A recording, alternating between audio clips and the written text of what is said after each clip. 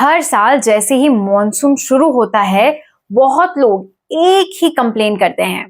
Body heavy लगती है, सुबह उठते ही जॉइंट्स में स्टिफनेस होने लगती है, डाइजेशन पहले जैसा नहीं रहता है, हर बार सर्दी, खांसी या इन्फेक्शन होने लगता है और पूरा दिन बस आलस सा महसूस होता है। लेकिन क्या आपने कभी सोचा है कि ऐसा सिर्फ बारिश की वजह से ही नहीं होता है?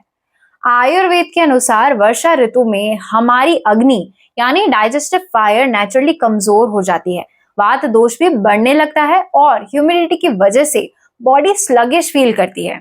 इसी वजह से gas, bloating, acidity, constipation, body ache और लो एनर्जी जैसी प्रॉब्लम सीजन में बहुत कॉमन होती है। सबसे बड़ी गलती जो लोग करते हैं वो ये है कि बारिश के मौसम में फिजिकल एक्टिविटी ऑलमोस्ट बंद कर देते हैं। हम सोचते हैं कि वेदर ठंडा है, घर में ही रहना है और थोड़ा रेस्ट कर लेते हैं।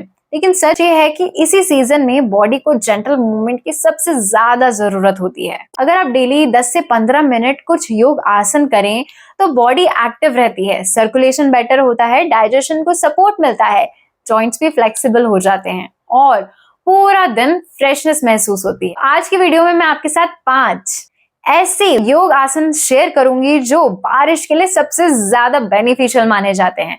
वीडियो को एंड तक जरूर देखिएगा क्योंकि लास्ट वाला पोस्ट ऐसा है जो बारिश के डाइजेस्टिव इश्यूज के लिए बहुत ही खास माना जाता है। सबसे पहले ये समझना जरूरी है कि मॉनसून में बहुत ज्यादा इंटेंस वर्कआउट या एक्सेसिव स्वेटिंग वाली एक्सरसाइज की जरूरत नहीं होती है। इस सीजन में स्लो, माइंडफुल और बैलेंस्ड योग प्रैक्टिसेस ज्यादा बेनिफिशियल होती हैं, क्योंकि इसका पर्पस सिर्फ फ्लेक्सिबिलिटी बढ़ाना नहीं है बल्कि डाइजेशन को सपोर्ट करना है, सर्कुलेशन इंप्रूव करना है, मसल्स और जॉइंट्स को एक्टिव रखना है, साथ ही साथ नर्वस सिस्टम को काम रखना होता है। तो चलिए शुरू करते हैं पहले योगासन से। पहला आसन है ताड़ासन, जिसे माउंटेन पोज भी कहा जाता है। बहुत लोग इस पोज को देखकर सोचते हैं इसमें ऐसा क्या है, लेकिन ये आसन पूरी बॉडी को एक्टिवेट करने में एक पावरफुल फाउंडेशन पोज माना जाता है। बारिश में जब हम घर के अंदर ज्यादा देर तक रहते हैं, वॉकिंग या आउटडोर एक्टिविटीज कम हो जाती है, तब पोस्चर धीरे धीरे खराब होने लगता है। ताड़ासन स्पाइन को लेंथ देता है, लेग्स को स्ट्रेंथन करता है, साथ ही साथ बॉडी के बैलेंस को इम्प्रूव करता है और ब्लड सर्कुलेशन को एक्टिवेट करता है। इस पोज को करने के लिए दोनों पैर को मिलाकर सीधे खड़े हो जाएं और वेट दोनों पैरों में इक्वली डिस्ट्रीब्यूट कर लीजिए। हाथों को ऊपर की तरफ लेके जाएं और दोनों हाथों को मिला लें। फिर बॉडी को ऊपर की तरफ स्ट्रेच करें और डीप ब्रीदिंग के साथ 20 से 30 सेकंड तक होल्ड कीजिए। इससे बॉडी को एक नेचुरल वेकअप सिग्नल मिलता है और दिन की शुरुआत एनर्जेटिक फील होती है। दूसरा आसन है मर्जरी आसन यानी कैट काउ पोज। बारिश में ह्यूमिडिटी की वजह से मसल्स और जॉइंट्स टाइट फील हो सकते हैं और बहुत लोग लोअर बैक स्टिफनेस की कंप्लेन करते हैं। कैट काउ स्पाइन के लिए एक जेंटल मोबिलिटी एक्सरसाइज है जो नेक, शोल्डर, बैक और पेल्विस को स्मूथली मूव करती है। इस पोज को करते वक्त आप टेबल टॉप पोजीशन में आ जाइए, श्वास लेते हुए चेस्ट को ओपन करिए और बैक को हल्का सा नीचे ले आइए।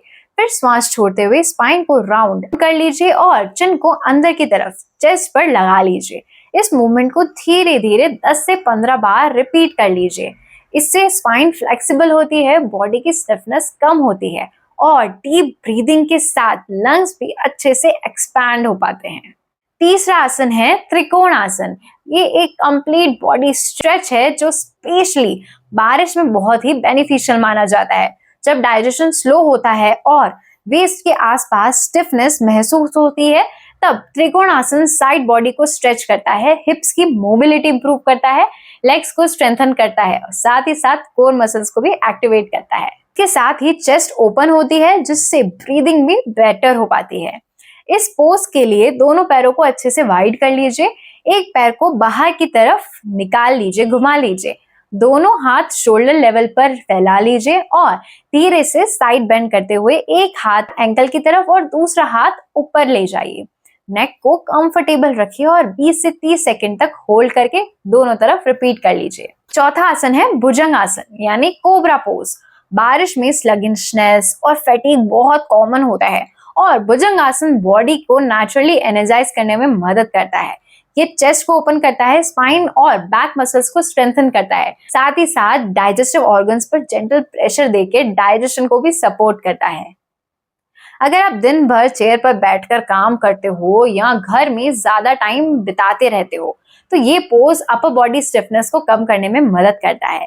इस पोज के लिए आप पेट के बल लेट जाइए, दोनों हाथों को चेस्ट के पास शोल्डर के नीचे रखेंगे और धीरे से अपर बॉडी को ऊपर उठा लीजिए नाभि तक।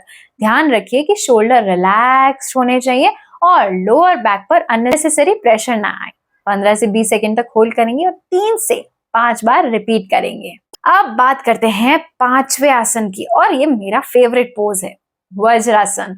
आयुर्वेद के हिसाब से बारिश का सबसे इंपॉर्टेंट फोकस होता है डाइजेशन को सपोर्ट करना, और वज्रासन इसके लिए बहुत ही यूनिक पोज माना जाता है। ये उन गिने चुने आसनों में से आता है जो मील के बाद सेफली किए जा सकते हैं। खाना खाने के बाद सिर्फ 5 से 10 मिनट वज्रासन में बैठने से डाइजेशन को सपोर्ट मिलता है, वो भी नेचुरली। ब्लोटिंग कम होती है, हैवीनेस को कम करता है और साथ ही साथ माइंड को शांत करता है। इस दौरान आप नॉर्मल ब्रीदिंग कीजिए या स्लो एब्डोमिनल ब्रीदिंग कर सकते हैं।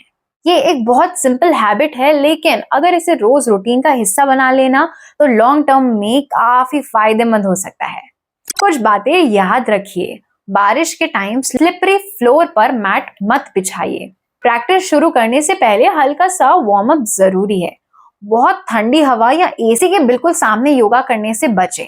योगा के तुरंत बाद भीगे या पसीने वाले कपड़ों में ज्यादा देर तक ना बैठें। एक बात हमेशा याद रखिए, बारिश में योग का मकसद सिर्फ फ्लेक्सिबिलिटी या वेट लॉस नहीं होता है। इस सीजन में योग का असली पर्पस होता है बॉडी को एक्टिव रखना, डाइजेशन को सपोर्ट करना, जॉइंट्स को हेल्दी रखना, सर्कुलेशन को इम्प्रूव करना और एक ऐसी लाइफस्टाइल बनाना जो सीजनल हेल्थ चैलेंजेस का सामना कर सके, वो भी बहुत आसानी से। तो मुझे आप लोगों से बहुत उम्मीद है कि आप इन 5 आसनों का रोज अभ्यास करेंगे, कम से कम इस बारिश के मौसम में तो जरूर कीजिए। वीडियो को लाइक कर लीजिए, सेव कर लीजिए और अपने साथ साथ उन लोगों को भी शेयर कीजिए जो बारिश के टाइम बाहर नहीं जाते हैं, जो घर पे बैठे बैठे सिर्फ रेस्ट करते हैं और उस वजह से उनकी बॉडी में बहुत ज्यादा नुकसान होता है, बॉडी स्टिफ हो जाती है, जॉइंट पेन होने लगता है। तो उनको ये भेज के जरूर उनकी हेल्प कीजिए और उनके साथ ही इसको प्रैक्टिस भी कीजिए। चैनल को सब्सक्राइब करना मत भूलिएगा। हम अगली वीडियो में मिलेंगे। Till then take care of yourself, take care of your health. नमस्कार।